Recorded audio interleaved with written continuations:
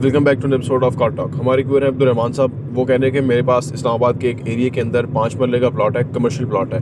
अब वो कह रहे हैं कि मेरे पास उसके ऊपर कंस्ट्रक्शन करने के लिए बजट है, लेकिन कम बजट है और मैं चाह रहा हूँ कि मैं उसके ऊपर कंस्ट्रक्शन करके उसको रेंट आउट कर दूँ। अब उसमें दो ऑप्शन है, एक तो ये है कि वो लोअर ग्राउंड भी बनाए, ग्राउंड फ्लोर बनाए, तो उसमें ये है कि आपके पास एक एक्स्ट्रा फ्लोर आ जाएगा।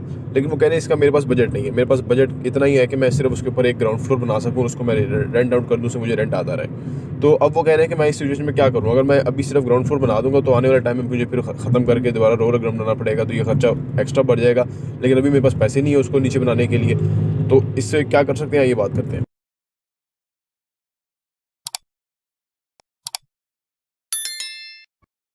बिस्मिल्लाहिर्रहमानिर्रहीम, अस्सलाम वालेकुम रहमतुल्लाहि वबरकातुहू। देखिए जी, मैं आपको नहीं कहूँगा कि आप सिर्फ अभी ग्राउंड फ्लोर बनाएं और बाद में फिर लोअर ग्राउंड बनाएं और फिर दोबारा डबल खर्चा करें।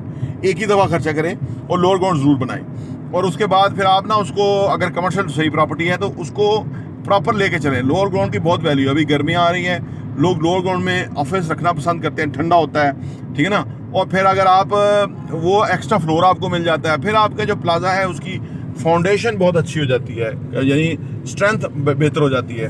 फिर यह है कि कल को आप नहीं बना सकते तो पहले वहीं से शुरू करें, नंबर 1। अब आप कहते हैं कि इतने पैसे नहीं है। देखिए जी, अगर आपके पास प्लॉट अपना है और लोअर ग्राउंड बनाने के पैसे आपके पास हैं लेकिन ऊपर बनाने के पैसे नहीं है, तो आप कहीं से भी पैसे कोशिश करके उधार ले लें, ठीक है ना, कर्ज ले लें। क्योंकि इसलिए मैं आपको, वैसे मैं कर्ज का बिल्कुल नहीं एडवाइस करता इस केस में। मैं सिर्फ इसलिए कर रहा हूँ कि मुझे अंदाजा है कि आपके पास अपनी लैंड है और कमर्शियल लैंड है, और उसके ऊपर आपने लोअर ग्राउंड भी बना लेना है, और उसके ऊपर आपने एक स्टोरी बनानी है, और उसका इतना बड़ा खर्चा नहीं होगा। लोअर ग्राउंड का ज़्यादा खर्चा होता है। तो जब आपका बन जाएगा तो आपकी इनकम स्टार्ट हो जाएगी, आपकी जो प्रॉपर्टी है वो ज़्यादा वैल्यूएबल हो जाएगी। यहाँ मैं आपको बताना चाहूँगा कि हम बहुत जल्द इंशाल्लाह कतर आ रहे हैं और फिर यूएई में आ रहे हैं, सो दैट कि आपसे मुलाकात हो सके। आपके पास इंशाल्लाह हम आएंगे, वहाँ आपसे मिलेंगे। रियल एस्टेट के हवाले से या जो भी हमारे टॉपिक्स हैं उस हवाले से आपकी कोई भी क्वेरी हो, कोई भी सवाल हो, आप हमसे ज़रूर कांटेक्ट कीजिए। इंशाल्लाह ताला हम बाकी मुल्कों में भी जहाँ हमें बुलाएंगे हम आएंगे इंशाल्लाह ताला, सो दैट पाकिस्तान में जो लोग इन्वेस्ट करना चाहते हैं उनकी जो भी सवालात हैं उसको आंसर कर सके, ऑन ग्राउंड रियल सेंस में उनकी फाइनेंशियल प्लानिंग के अंदर उनको हेल्प कर सके। उसके अंदर आपकी जो एक रीसेल वैल्यू है बहुत हो जाएगी। और अगर खुदा खासा आप कर्जा ले भी लिया आपने तो वो कर्जा कहीं जाएगा नहीं, उधर लगेगा। और जो आज एक ईंट लग जाए, मुझे याद है कि 15 साल पहले जब मैंने घर बनाया था तो 4,500 के ऊपर 1000 ईंट थी। आज 15,500 पे ईंट है। 15 साल में देखें ईंट कहाँ से कहाँ पहुँच गई।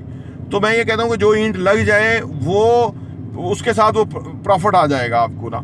तो लिहाजा वो आप काम जो है कर लें, कोई ज़िम्मेदार बंदे से कोई कर्जा ले लें, ठीक है, कोई रीज़नेबल कंडीशंस के ऊपर, और सो दैट कि आप वो उनको चुका दें, टाइमली चुका दें, ठीक है। तो वो या आपके पास कोई गोल्ड ज्वेलरी कोई इस तरह की चीज़ है तो उसको बेच के तो आप अपना ये काम पूरा कर लें, या आप कोई अपने किसी ख़ास बंदे से इसके लिए ले सकते हैं, या आप फिर अगर कहीं भी नहीं तो फिर आप मटीरियल वालों से ले सकते हैं।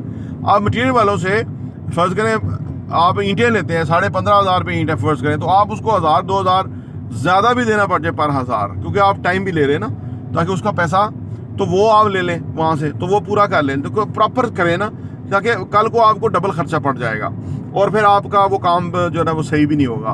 वो फिर वहाँ जहाँ आप कमर्शियल में बनाएंगे वो रास्ता अफेक्ट होता है, बार बार कभी आप उधेड़ रहे हैं, कभी बना रहे हैं, तो वो मेहनत और लेबर आजकल हो बहुत महंगी गई है।